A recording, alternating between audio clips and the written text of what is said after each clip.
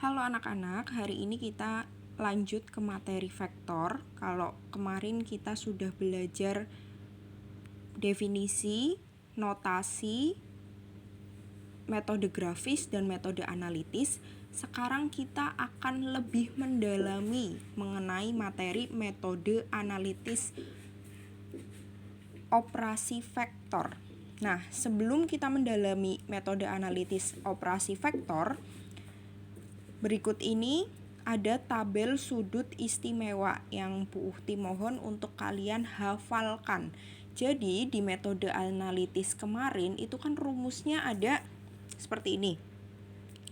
R sama dengan akar A kuadrat plus B kuadrat plus 2AB cos alfa ya. Nah, cos alfa ini nilainya gimana? Nilainya adalah ini. Ada di tabel sudut istimewa karena kosinus, sinus, tangen itu mata pelajaran matematika kayaknya di semester 2 kelas 10, yaitu materi trigonometri. Jadi di sini Bu Uhti hanya mengajarkan tabel sudut istimewanya saja. Misal, ada beberapa sudut istimewa yaitu 0 derajat, 30 derajat, 45 derajat, 60 derajat, 90 derajat, 180 derajat, 37 derajat, dan 53 derajat. Nilai sinnya ini. Misal sin 60 adalah setengah akar 3. Lah nilai cosnya ini.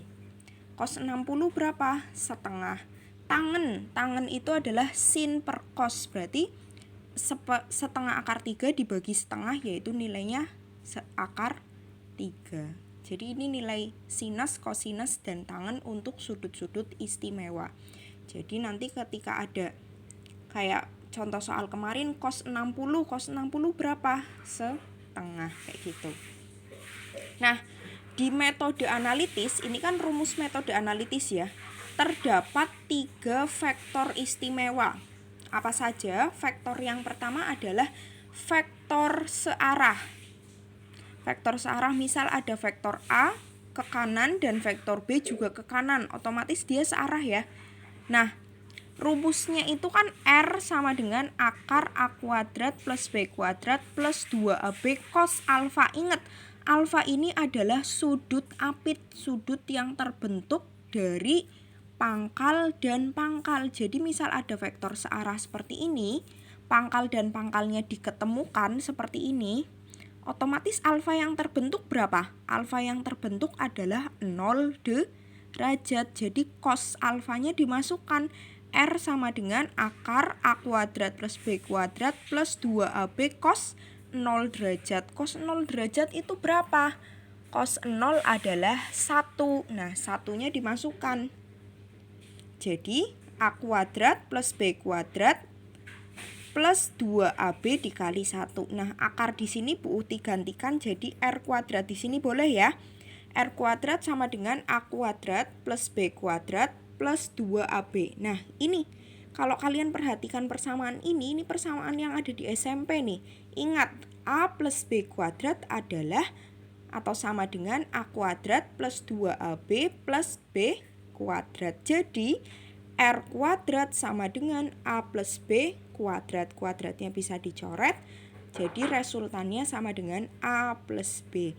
Jadi apabila ada resultan yang searah, Jadi apabila ada vektor yang searah, resultan vektor searahnya tidak perlu kalian cari dengan rumus ini, tapi resultannya cukup ditambahkan saja. R sama dengan A plus B. Jika ada vektor A 5 Newton, vektor B 10 Newton, resultannya berapa? 5 ditambah 10 yaitu 15.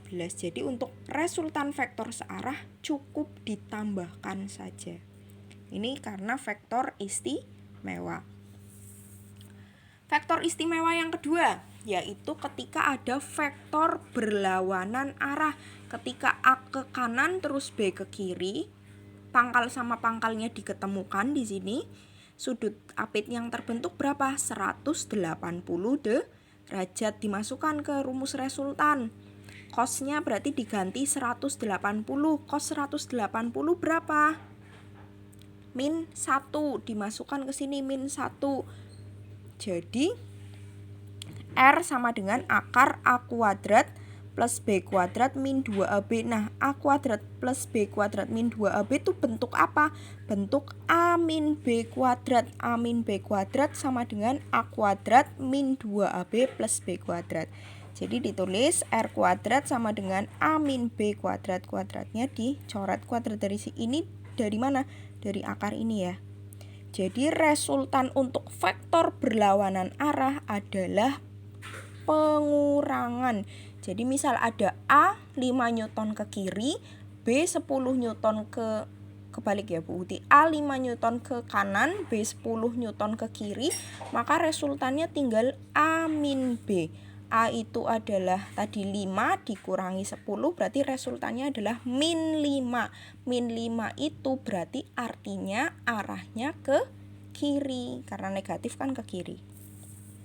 Kayak gitu. Nah, vektor istimewa yang selanjutnya adalah vektor tegak lurus. Apabila ada A horizontal, yang B-nya vertikal, otomatis pangkal sama pangkalnya diketemukan membentuk sudut apit 90 derajat. Maka dimasukkan ke rumus resultannya. Cos 90 itu berapa? Cos 90 adalah 0.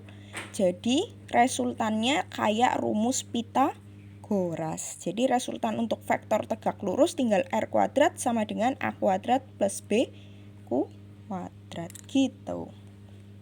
Nah, dari ketiga vektor istimewa ini muncul atau materi selanjutnya adalah penguraian vektor. Nah, karena ada 3 vektor istimewa, otomatis dalam penguraian vektor itu tuh akan lebih mudah apabila vektor diuraikan. Misal, ada vektor miring seperti ini, membentuk sudut theta terhadap sumbu X. Maka vektor A ini punya komponen sumbu X dan punya komponen sumbu Y. Nah, penguraiannya caranya gimana? Penguraiannya caranya adalah menggunakan pendekatan trigonometri. Gini, pegangannya kalian adalah ketika sumbu X nempel dengan theta, maka sumbu X adalah kosinus, sumbu Y yang sinus. Tapi kalau tetanya nempel sumbu Y, nih theta kan nempel sumbu Y ya, berarti yang kosinus adalah yang sumbu Y. Yang X maka karena tidak nempel dia sinus. Jadi gini,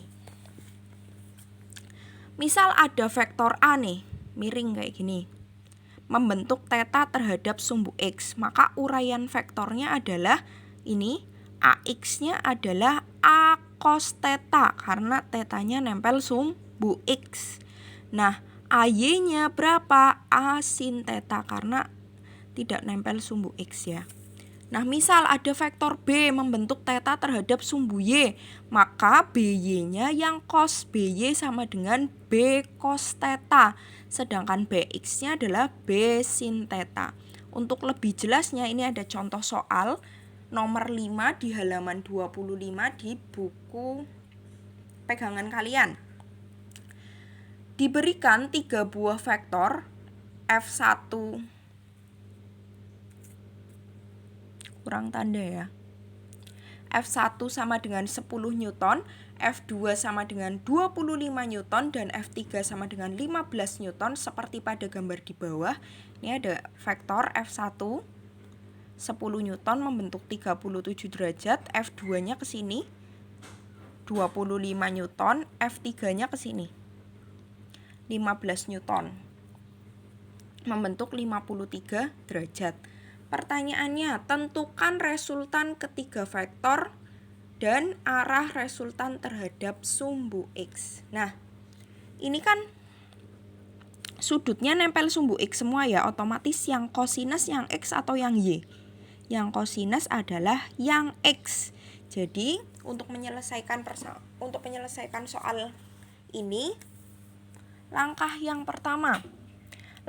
pertama adalah uraikan masing-masing vektor pada sumbu X dan sumbu Y.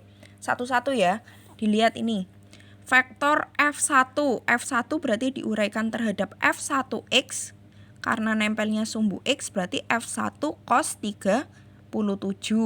Lah F1Y-nya adalah F1 sin 37. Terus F2 kan sudah nempel sumbu Y ya, berarti dia hanya punya komponen sumbu Y, dia nggak punya komponen sumbu X. Kalau miring dia punya komponen sumbu X dan punya komponen sumbu Y. Yang F3 nih, F3X berarti F3 cos 53, F3Y F3 sin 53. Kalau digambarkan setelah sudah diuraikan seperti ini, kalau digambarkan vektor barunya bentuknya akan seperti ini. Nah, ketika bentuknya seperti ini, F1X kan ke sini, F3X kan ke sini. Nah, yang ke atas ada F1Y, F3Y, dan F2. Nah, ini bisa diselesaikan dengan tadi vektor-vektor istimewa. F1X sama F3X kan berlawanan arah, berarti tinggal dikurangi. F1Y sama F3Y kan searah, berarti tinggal ditambah. Sedangkan F1Y dan F3Y berlawanan arah dengan F2, berarti tinggal dikurangi. Nah, ini menjadi langkah 2. Langkah 2 adalah tinjau vektor pada sumbu X dan sumbu Y. Sumbu X dulu. Sumbu X itu ada F1X sama F3X. Jadi resultan dx-nya karena berlawanan arah otomatis dikurangi ya. Yang positif kan F1X ke kanan. F1X dikurangi F3X. F1X apa? F1 cos 37. F3X apa? F3 cos 53. Dimasukkan nilainya. F1 tadi nilainya berapa? 10. Cos 37 berapa? Nanti lihat di daftar tabel ya. 4/5 dikurangi F3 15 cos 53 3/5. Ini dibagi 5 2, 15 bagi 5 3, jadi 8 min 9. Jadi Rx-nya adalah min 1 atau arahnya ke kiri. Nah, sekarang sumbu Y. Sumbu Y dilihat. Yang ini searah, yang ini berlawanan arah, otomatis RY-nya adalah F3Y ditambah F1Y dikurangi F2. Karena ini searah kan ditambah, yang ini dikurangi karena berlawanan arah. F3Y-nya dimasukkan, F3 sin 53, F1Y-nya F1 sin 37. F3 berapa? 15, sin 53 4/5 plus 10 dikali 3/5 dikurangi 25. Jadi nilainya RY adalah min 7 Newton. Minus berarti artinya arahnya ke bawah. Jadi gambar resultan yang terbaru adalah seperti ini. Oh, kebalik ya Bu, Rx-nya harusnya ke sini. Ini Rx, ini salah. Rx-nya kan minus ya. Rx-nya minus, min 1. Jadi gambarnya ini bukan ke sini, tapi ke sini sama ke bawah. Jadi resultannya berapa? Ini kan tegak lurus. Sumbu X dan sumbu Y kan tegak lurus ya. Jadi rumusnya adalah Pythagoras R sama dengan akar Rx kuadrat plus RY kuadrat. Rx-nya berapa? Min 1 kuadrat plus min 7 kuadrat. Min 1 kuadrat kan 1. Min 7 kuadrat kan 49. 1 tambah 49 adalah 50. Akar 50 atau 5 akar 2. Arah, kalau arah itu carinya tangen. Tangen nilai Y, tangen sumbu Y per tangen theta sama dengan Y per X. Y-nya nilainya berapa? Min 7. X-nya min 1. Berarti theta sama dengan tangen min 1 dikali 7 atau sekitar 82 derajat. Nah, itu materi untuk vektor yang bagian kedua. Jadi kali ini vektor selesai.